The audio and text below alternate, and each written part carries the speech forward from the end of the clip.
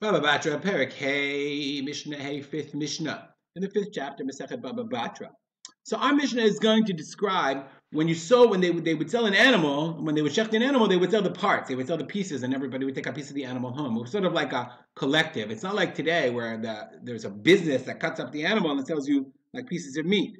As soon as you sold an animal, you had to sell whole chunks, and then people would, I guess, divide it up and sell those pieces on their own. So what parts are included in other parts? Says the Mishnah, and this is all the Batra explains. All of these things are b'makom shelo na'agu, when there's no established minhag.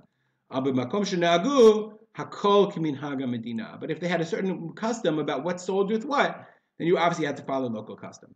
Says the Mishnah, mocher rosh behema gasa. Behema gasa is large animals, oxen, cows, etc. If you sell the head, lo macharta raglaim. The legs did not go along with it. The head was considered a major piece. The raglaim, the legs, were considered minor pieces. So when you sold one in the behema gasa, the legs were considered significant enough on their own that they weren't included in the sale. I mean, it wasn't buy one, get something small.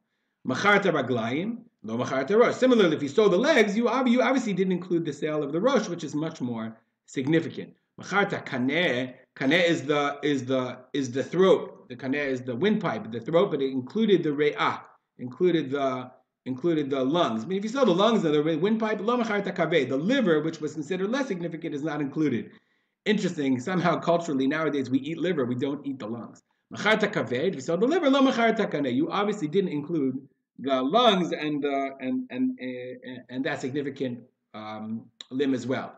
Aval b'daka, but in a small animal like a sheep or a goat, macharta rosh, macharta raglayim. If you sold the head, then included the raglayim, because the raglayim were not considered very important. So if you sold a big piece, you'd throw in the small piece. But macharta raglayim, lo macharta rosh. If you sold the legs, you didn't include the head. Similarly, macharta kaneh, if you sold the kaneh, you sold the throat area with the lungs, macharta kaved, they threw in the liver. No, who wanted liver then? But macharta kaved, if you sold the liver, lo macharta kaneh, somebody could only afford the cheap stuff, you wouldn't throw in the more expensive lungs to go with it. Stop here, dedicate our learning to the memory of my father, Rav Simcha ben Yitzchak Kalman. Have a good day.